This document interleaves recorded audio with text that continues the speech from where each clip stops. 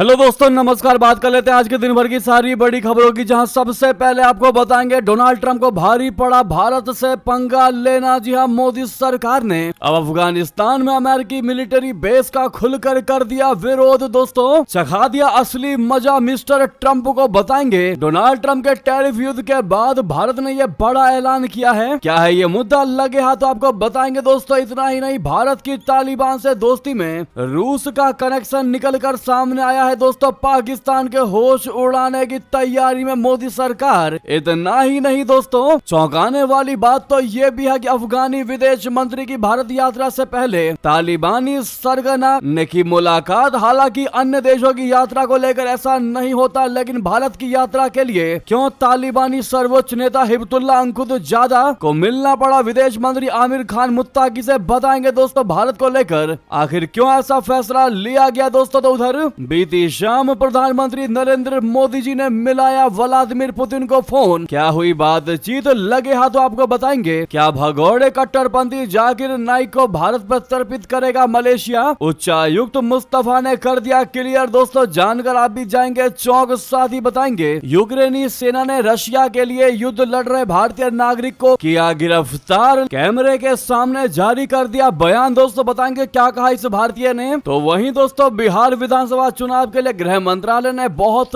बड़ा फैसला ले लिया है सेना की तैनाती को लेकर। वहीं प्रधानमंत्री मोदी जी की कैबिनेट बैठक में रेल यात्रियों को मिलेगा बहुत बड़ा तोहफा। दिवाली और छठ पर चलेंगी इतनी 1000 स्पेशल ट्रेनें। आज एक से एक बेहतरीन खबर हम आपको बताने वाले हैं। दोस्तों, हमेशा की तरह बस आप वीडियो के लास्ट तक बने रहिएगा। और खबरों में आगे बढ़ने से पहले, अगर आप भी मानते हैं कि दादा सिर्फ अमेरिका ही नहीं बल्कि माइंड गेम में भारत उससे आगे है और भारत अमेरिका की हर एक चाल को नाकाम करने की ताकत रखता है, दोस्तों मानते तो वीडियो को लाइक करके चैनल को सब्सक्राइब करके बेल आइकन दबा के कमेंट में जय हिंद कह दीजिएगा। दोस्तों, लेकिन आप सभी से रिक्वेस्ट है, भारत के परम मित्र प्रधानमंत्री मोदी जी के परम मित्र व्लादिमीर पुतिन का जन्मदिन है। दोस्तों, तो आप सभी उनको happy birthday Vladimir Putin comment में जरूर लिखिएगा भारी मात्रा में। दोस्तों, ताकि वो जो लगातार भारत के समर्थन में फैसले ले रहे हैं, भारत के साथ हर एक मुश्किल घड़ी में खड़े हैं और खड़े रहने का दावा करते हैं, ऐसे में इनको बर्थडे विशेष तो होना चाहिए। दोस्तों, तो जरूर कमेंट में आप लोग हैप्पी बर्थडे व्लादिमीर पुतिन जी जरूर कहिएगा। तो अब बात कर लेते हैं पहली सबसे बड़ी खबर की, जहां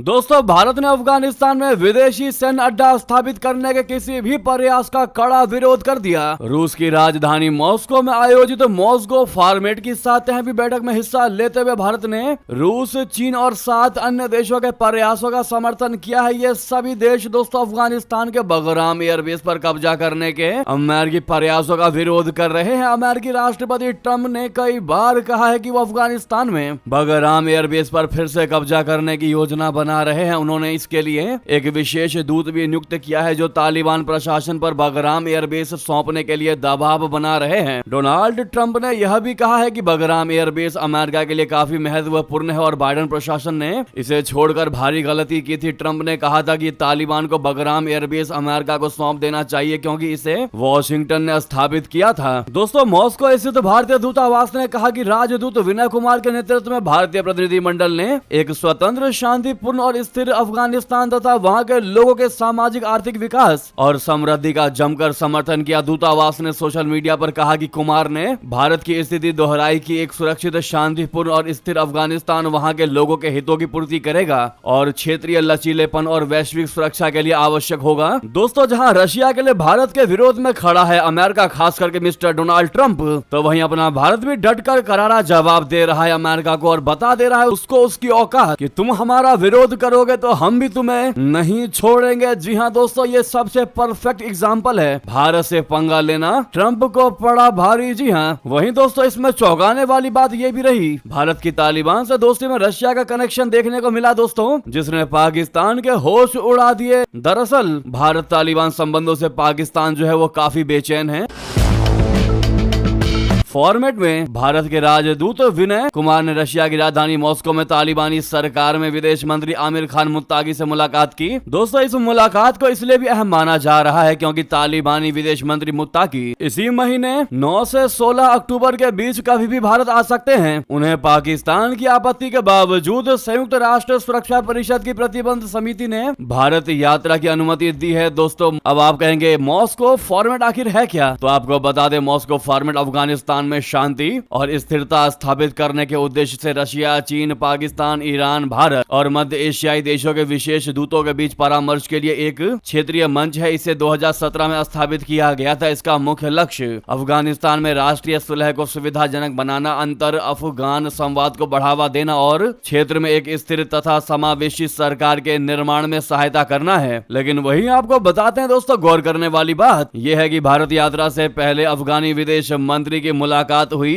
तालिबान के सर्वोच्च नेता हिब्बतुल्लाह अखुंदजादा से, जहां पर उन्होंने भारत को लेकर गुरु मंत्र दिया दोस्तों, और पाकिस्तान की कैसे हेगड़ी निकालनी है, पाकिस्तान को कैसे जवाब देना है, भारत के साथ किन किन मुद्दों पर बात करना है, ये सारी जानकारी सर्वोच्च नेता ने विदेश मंत्री आमिर खान मुत्ताकी को दी। हालांकि दोस्तों, क्या क्या बातें हुई पूरी बात निकलकर सामने नहीं आई, लेकिन सूत्रों के हवाले से या यूं कहे अफगानिस्तान की तालिबान सरकार पर नजर रखने वाले सूत्रों के हवाले से यह बड़ी जानकारी सामने आई है। एक सूत्र ने बताया कि मुत्ताकी अपनी विदेश यात्राओं के पहले शुक्रवार को तालिबान के सर्वोच्च नेता से मिलने के लिए कंधार गए थे। तालिबान की ओर से इस मुलाकात के बारे में पूरी जानकारी सामने नहीं आई है दोस्तों, लेकिन जितनी जानकारी समझ में आई है दोस्तों, उसके मुताबिक उनको भारत यात्रा के लिए स्पष्ट दिशा निर्देश मिले हैं कि कैसे पाकिस्तान को टैकल करना है। जी हाँ, इस पर आपकी जो भी राय हो दोस्तों बताना बिल्कुल मत भूलिएगा। इसी से समझ में आता है कि भारत किसी भी देश के लिए कितना स्पेशल देश है। ऐसे में हमें गर्व है दोस्तों कि हम भारतीय हैं। आप लोग भी कमेंट में मेरा भारत महान लिखना मत भूलिएगा। तो वहीं सबसे महत्वपूर्ण खबर आपको बता दें,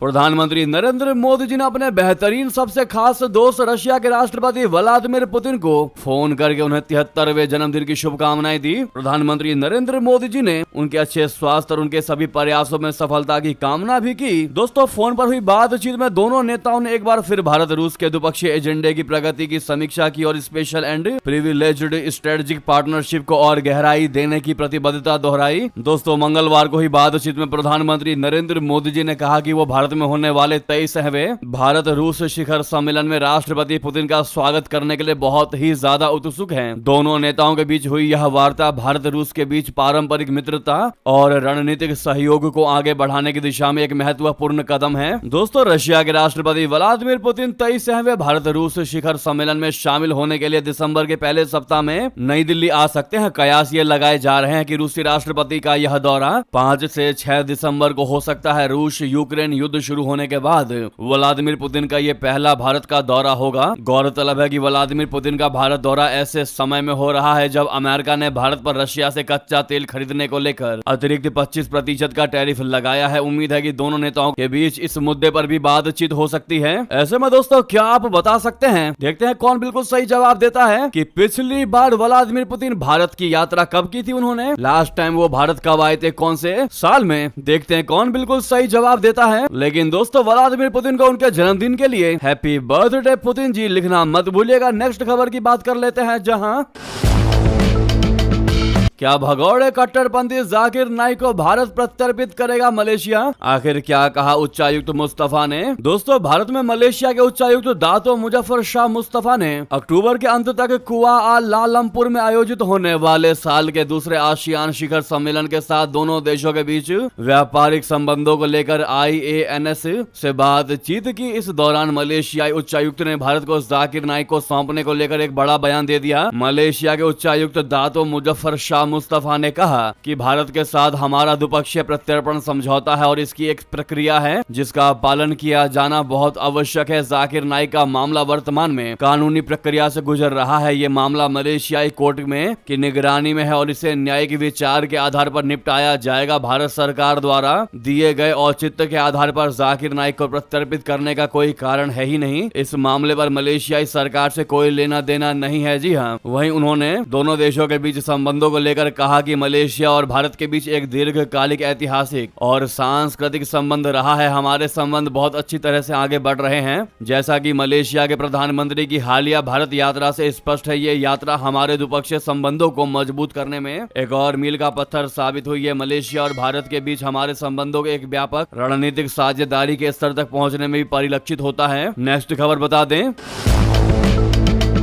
जम्मू और कश्मीर में पहलगाम के बाद आतंकियों का एक और बड़ा हमला। दोस्तों, मौके पर सेना ने की घेराबंदी, चल रही है अभी भी मुठभेड़, सुरक्षा बलों ने आतंकियों को घेरा। बता दें, जम्मू कश्मीर के राजौरी जिले के कांडी थाना क्षेत्र के बिरनथुब इलाके में आतंकियों और विशेष अभियान दल एसओजी की टीम के बीच गोलीबारी की खबर सामने आई है। Zonal police media centre Jammu के अनुसार पुलिस, सेना और सीआरपीएफ की संयुक्त टीमें मौके पर पहुंच चुकी है। पूरे इलाके को घेर लिया गया है। सुरक्षा बलों ने तलाशी अभियान तेज कर दिया है और माना यह जा रहा है कि इलाके में 2 से 3 आतंकी छिपे हुए हैं। दोस्तों, सुरक्षा बलों को आतंकियों की मौजूदगी की सूचना मिली थी, जिसके बाद तुरंत इलाके की घेराबंदी कर दी गई। यह मुठभेड़ कालाकोट क्षेत्र के ब्रावी लिंक रोड पर स्थित बाजी साहब दरबार के पास हुई है। ये जगह नियंत्रण रेखा बोले तो एलओसी से करीब 95 किलोमीटर की दूरी पर है। रिपोर्ट्स के मुताबिक आतंकी भारी हथियारों से लैस है और उन्होंने घने जंगलों वाले दुर्गम पहाड़ी इलाकों में पनाह ले रखी है। माना यह जा रहा है कि उन्हें इस जगह तक पहुंचने में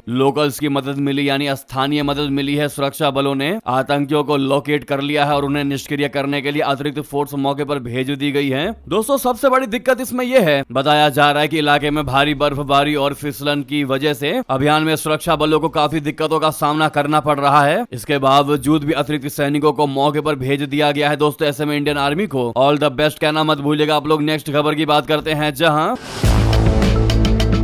यूक्रेनी सेना ने रशिया के लिए युद्ध लड़ रहे भारतीय नागरिक को किया गिरफ्तार। बता दें क्या है खबर। दरअसल यूक्रेनी सेना ने दावा किया है कि उसने रूस के लिए युद्ध लड़ने वाले एक भारतीय नागरिक को पकड़ा है। यूक्रेनी सेना के 63वें मैकेनाइज्ड ब्रिगेड ने कहा है कि इस भारतीय नागरिक ने उनके सामने आत्मसमर्पण कर दिया था। बयान के मुताबिक पकड़े गए भारतीय का नाम माजोती साहिल मोहम्मद हुसैन है, जो गुजरात के मोरबी का रहने वाला है। 22 साल का माजोती साहिल मोहम्मद हुसैन रशिया के एक विश्वविद्यालय में पढ़ाई करने आया था। अभी तक भारतीय रशिया की तरफ से इस दावे पर कोई प्रतिक्रिया नहीं दी गई है। दोस्तों, हालांकि भारत ये मानता है कि अभी भी कई भारतीय रूसी सेना में शामिल हैं। दोस्तों, यूक्रेनी सैनिकों के सामने रिकॉर्ड किए गए वीडियो में माजोती ने कहा, जो आप सामने देख रहे हैं दोस्तों, यही है माजोती। उन्होंने कहा कि उसे रशिया में नशीली दवाओं से संबंधित आरोपों में 7 साल की जेल की सजा सुनाई गई थी। उसे आगे की सजा से बचने के लिए रूसी सेना के साथ एक कॉन्ट्रैक्ट पर हस्ताक्षर करने का मौका दिया गया था। उसने कहा कि मैं जेल में नहीं रहना चाहता था, इसीलिए मैंने विशेष सेना अभियान के लिए एक अनुबंध पर हस्ताक्षर किया, लेकिन मैं वहां से निकलना चाहता था।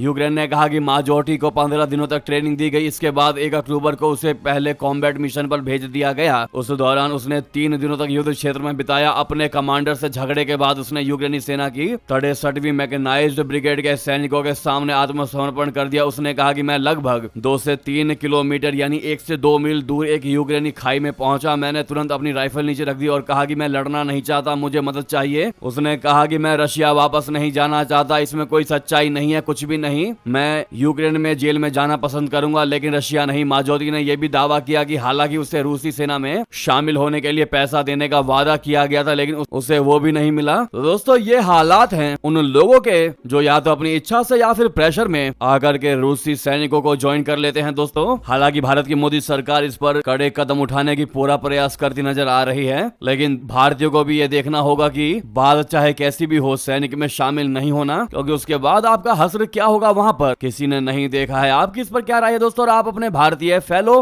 को क्या सुझाव देना चाहेंगे इन मामलों में, जरूर कमेंट में लिख कर दीजिएगा। दोस्तों, नेक्स्ट खबर की बात करते हैं, जहां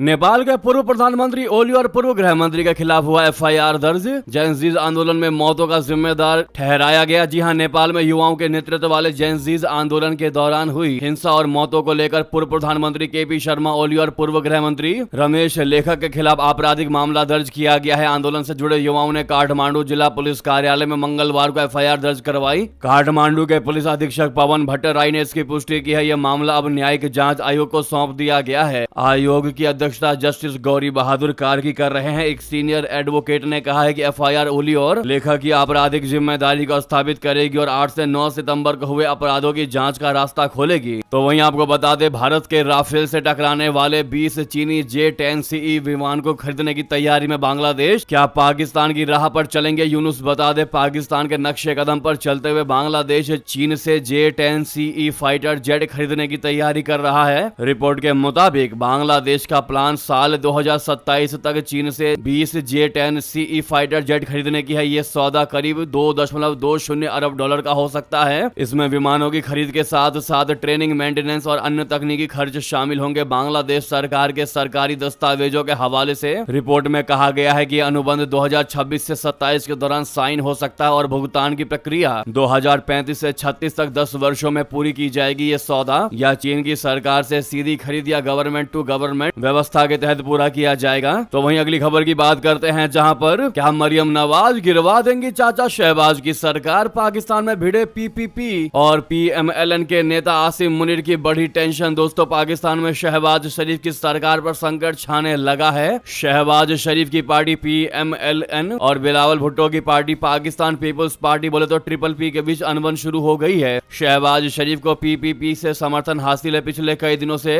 बाढ़ मुआवजे और चैलिस्तान नहर परियोजना को लेकर दोनों पार्टियों के बीच एक दूसरे के खिलाफ बयानबाजी शुरू हो गई है। पाकिस्तान के सिंध प्रांत में ट्रिपल-P की सरकार है, वहीं पंजाब में पीएमएलएन की सरकार है। बाढ़ मुआवजे को लेकर शुरू हुई जुबानी जंग सिंधु नदी पर पानी के अधिकार तक पहुंच गई है। पंजाब प्रांत की सीएम मरियम नवाज ने तो यहां तक कह दिया है कि वो ट्रिपल-P अपनी सलाह अपने तक ही सीमित रखें। इस बीच अब पीपीपी की उपाध्यक्ष सीनेटर शेरी रहमान ने गठबंधन सहयोगी पीएमएलएन को चेतावनी दी कि अगर उन्हें स्पष्ट समर्थन नहीं मिला तो सीनेट में मुश्किलें आएंगी। नेक्स्ट खबर की बात करते हैं, जहां पर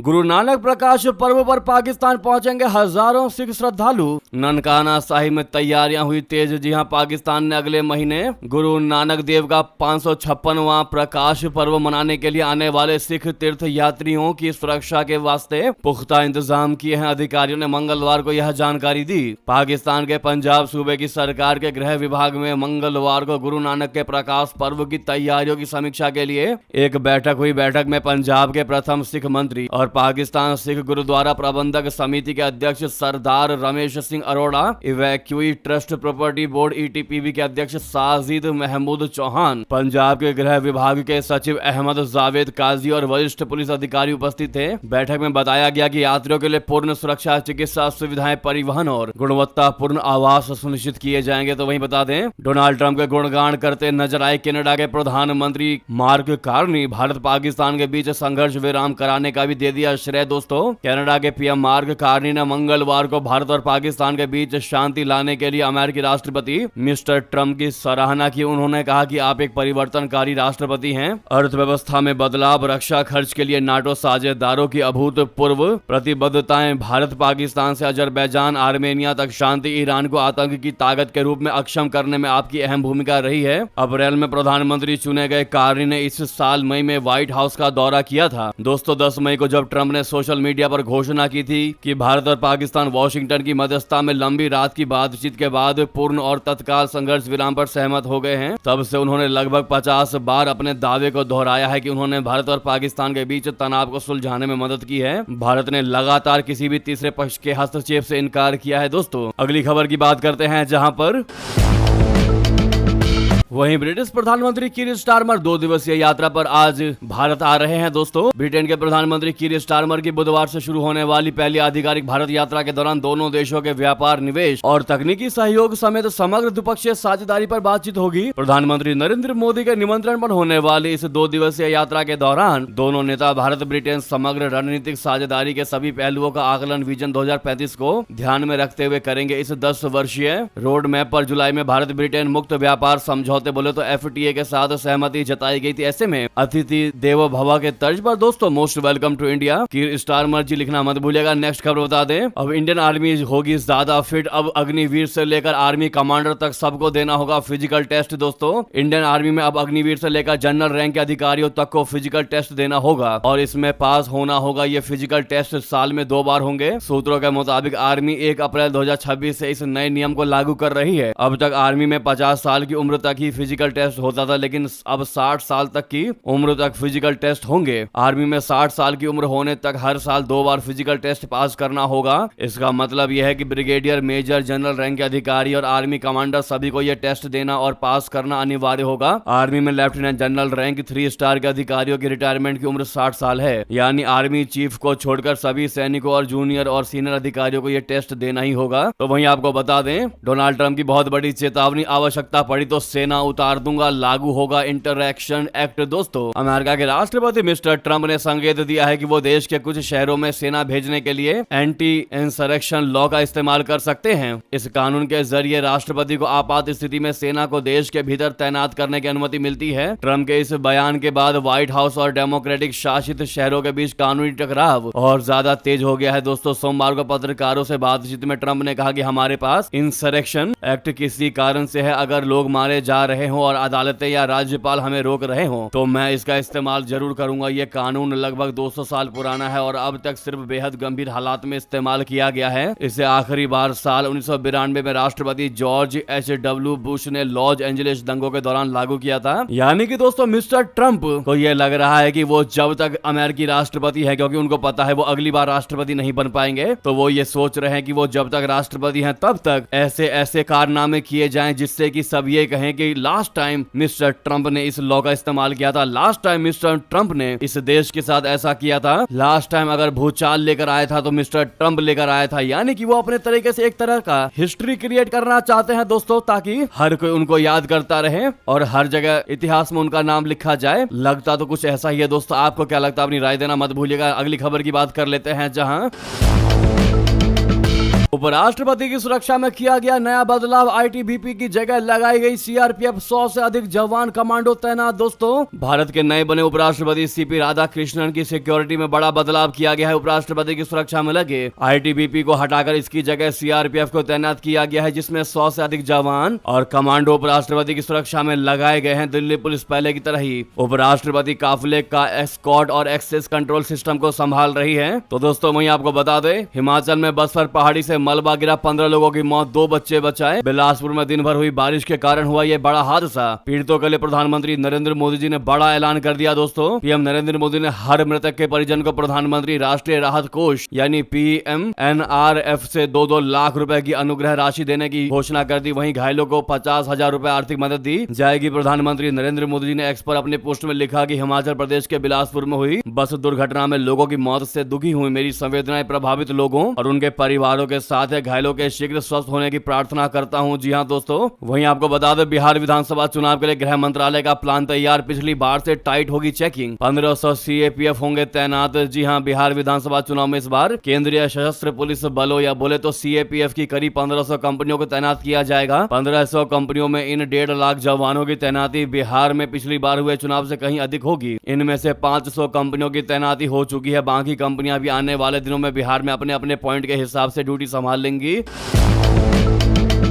तो वहीं दोस्तों, प्रधानमंत्री मोदी जी की कैबिनेट बैठक में रेल यात्रियों को बड़ा तोहफा, दिवाली और छठ पर चलेंगी 12,000 स्पेशल ट्रेनें। जी हां, प्रधानमंत्री नरेंद्र मोदी जी की मंत्रिमंडल की बैठक में आज कई अहम फैसले लिए गए हैं, यानी देर रात बड़े फैसले लिए गए। केंद्रीय मंत्री अश्विनी वैष्णव ने बताया कि दिवाली और छठ पर्व के मौके पर लोगों के लिए 12,000 विशेष ट्रेनें चलाई जाएंगी। इसके साथ ही 4 नई रेल लाइनों की भी घोषणा की गई है। केंद्रीय मंत्री अश्विनी वैष्णव ने बताया कि कल कैबिनेट ने रेलवे की 4 परियोजनाओं को मंजूरी दे दी है। भुसावल से वर्धा तक तीसरी और चौथी लेन का निर्माण स्वीकृत हो गया है। इसके अलावा गोंदिया डोंगरगढ़ खंड पर चौथी लाइन को भी हरी झंडी मिल गई है। तो वहीं दोस्तों, ये थी कि सारी बड़ी खबरें। आपको खबर कैसी लगी कमेंट बताना बिल्कुल मत भूलिएगा। लगे हाथ तो इस वीडियो को लाइक करके, इस चैनल को सब्सक्राइब करके, बेल आइकन दबा के कमेंट में जय हिंद कह दीजिएगा। मिलता है अगली बड़ी खबर में। यहां तक बने रहने के लिए आप सभी का बहुत बहुत धन्यवाद, बहुत बहुत आभार। जय हिंद, जय भारत।